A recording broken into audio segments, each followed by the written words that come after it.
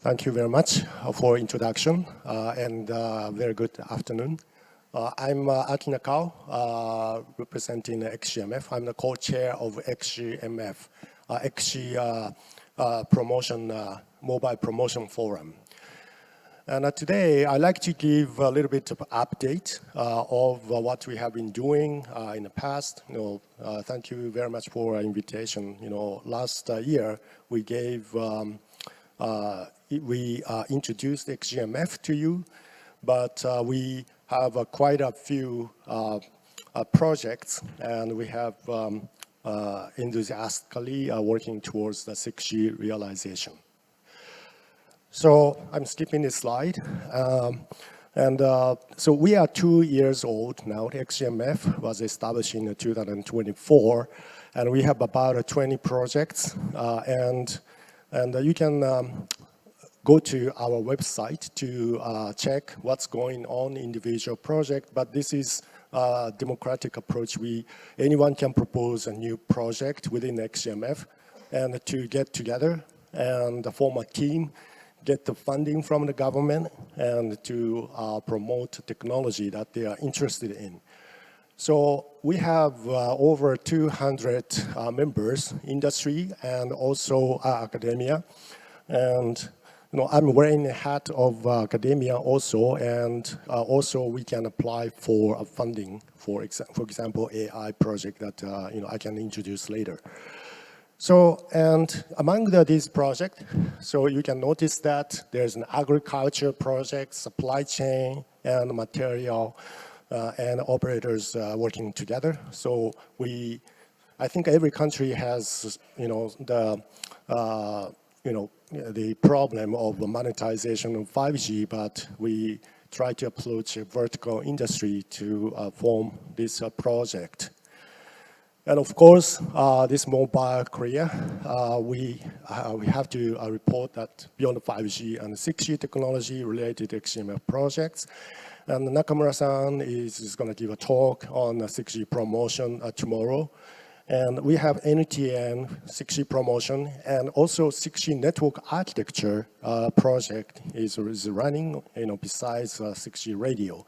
We think that this network architecture end-to-end communication is very important. 6G is not just a wireless, but we have to think about the network architecture, including core network and the cloud, AI-enabled end-to-end communication. And we still have interesting activities like terahertz. So it may not be a day one technology for 6G, but many researchers are interested in terahertz communication still. So we have this project as well. And what is very particular is the space-time synchronization project that we have. So I don't think many other organizations promoting 6G have this space-time synchronization aspect in it.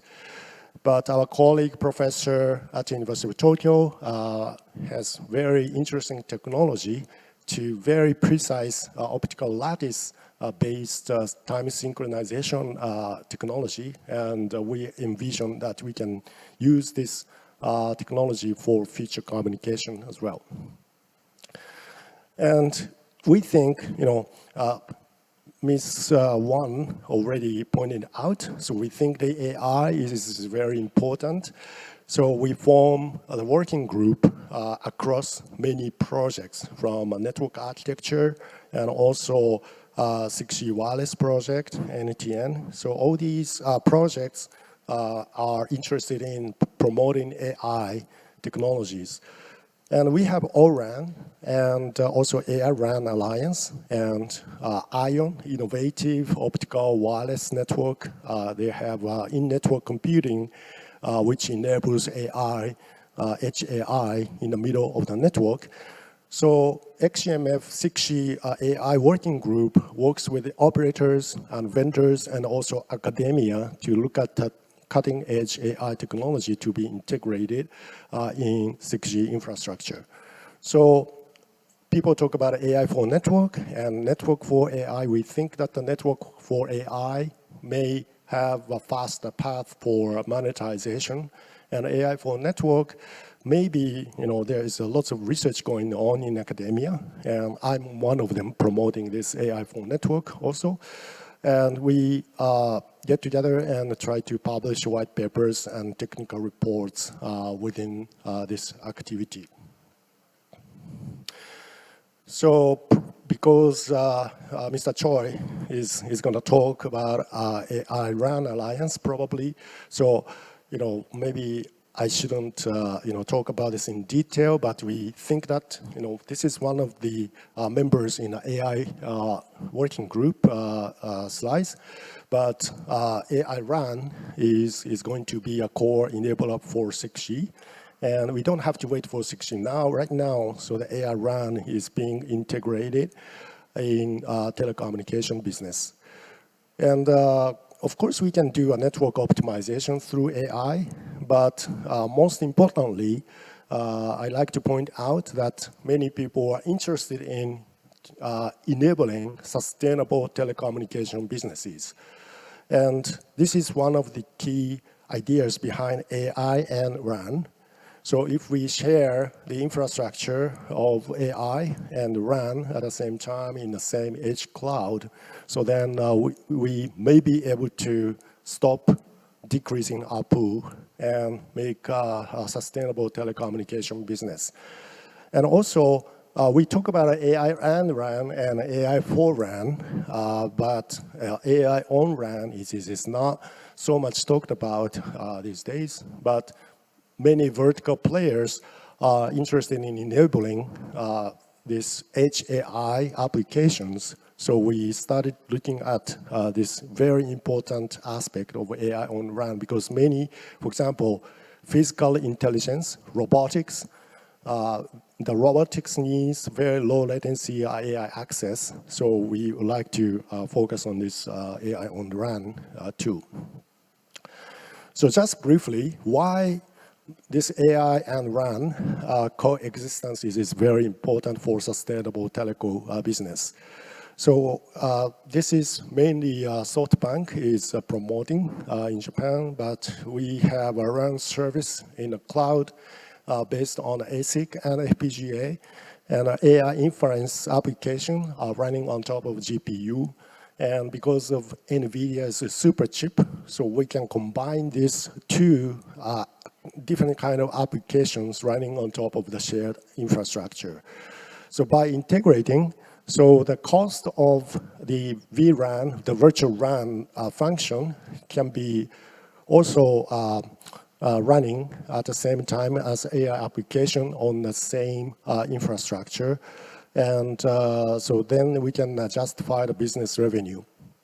Japan is a small country, so if we deploy this AI and RAN infrastructure, distributed edge AI, so then, for example, countryside, we have less vRAN function running, so we can open these resources for AI applications. So we can optimize, on average, this resource usage of AI and vRAN function at the same time. So we don't know yet that this is going to be, winning path, but at least, we are interested in this.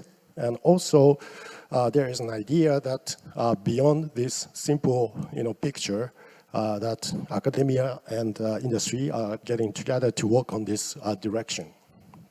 Okay. So another thing is that ORAN, open interface, and so we think that we also have limited AI functions within the core and also UE and the wireless RAN part. But if we can integrate all these in end-to-end, so we can enable the fully open AI networks. And here we can borrow the power of academia because many students are interested in running this open source RAN infrastructure and try to integrate their own idea. So I'm actually one of them, pushing my students, wearing my university professor hat, so we are trying to push my students to work in this area. So we think that this open AI network is one of the, the direction that we should promote. And recently we published this XGMF 6G position paper. I don't have time to look into the detail of this, but we have future direction and societal challenges, and driven from that, we have technology values, and then we have technology directions from advanced wireless to sensing to HAPS and NTN. If you are interested, it can be downloaded from the website, XGMF website. So, talking about international collaboration, we have MOUs signed with 23 organizations right now, and 6G Forum is, of course, one of them. And so these are the MOUs, but government takes this a lot of MOUs signed as a good sign for investment. And MIC going through NICT, so we have 167 billion yen to be invested to 6G R&D. And among them, we have, so this, sorry about this busy picture, busy slide, but we have 3 focused areas, the all-photonic networks, and also non-terrestrial networks, and a secure virtualization and integrated network. All these, on your left, so we have domestic projects funded, and lots of vendors and the operators got this funding to promote these 3 focused areas. On your right, so we have global collaboration funding. So we have Japan, EU joint R&D. This is about AI-RAN, and also Japan, Germany joint R&D, and we plan on Japan, US joint R&D, and also Singapore. So this US one, the call is out. It's a little bit delayed because of the US government, but we will see the investment money coming to promote Japan-US joint R&D. So let me introduce the top one, highlighted in red, because I'm a co-chair of the XGMF, but I'm also one of the researchers promoting 6G.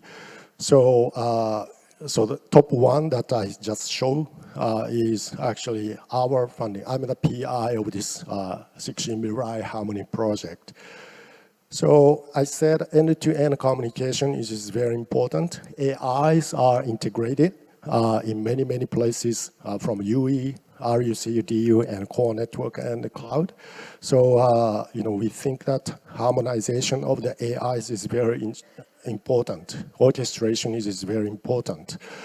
And so so this project is between EU and Japan. So one of the players is from vertical players, Shimizu, a corporation company with vendors. So this is so I think that this is a very interesting consortium. Okay, I'm skipping all these. And these are the papers that we publish out of this project. If you notice, not just the wireless communication, we think that AI for core network is also very important. So not just 6G wireless, but enabler, core network enabler is also important to look at. And also harmonization end-to-end is also important. Okay, so just a little bit of my lab's introduction. So we have a 20-year anniversary, and we had a giant exhibition, and so we invited Professor Lee and Professor Matti Latva-Aho to this event, so showing that AI is very important for 6G. Okay, so let me wrap up. So I think today I'd like to tell you that 3 important things to take international collaboration. So, of course, we have to have a government-to-government funding, like the one that I showed, and also academia-industry partnership internationally, such as EU-Japan, EU-US-Japan, also maybe Korea-Japan in the future. And also we need to have a strategic investment in beyond 5G and 6G. For example, Finland, Japan are talking about resilience as one of the compelling use cases. And of course, we have to develop one standard for various players. So lastly, so this is sometimes not talked about, but the workforce development is very important. So I'm telling you this from the standpoint of academia. So we have lots of talented students, but not really working with the industry on 6G. And I'm currently promoting unified ministry coordination. There is a Ministry of Education and also Ministry of Internal Affairs and Communications. I talk to both so that we can invest on the workforce development from the Ministry of Education together with the Ministry of Internal Affairs and Communications. So this is also very important, and also for example, Finland-Japan collaboration, it's funded from Ministry of Education. So this is one good example that Matti and I are promoting. So thank you very much for your attention. This is a brief update from XGMF, Japan.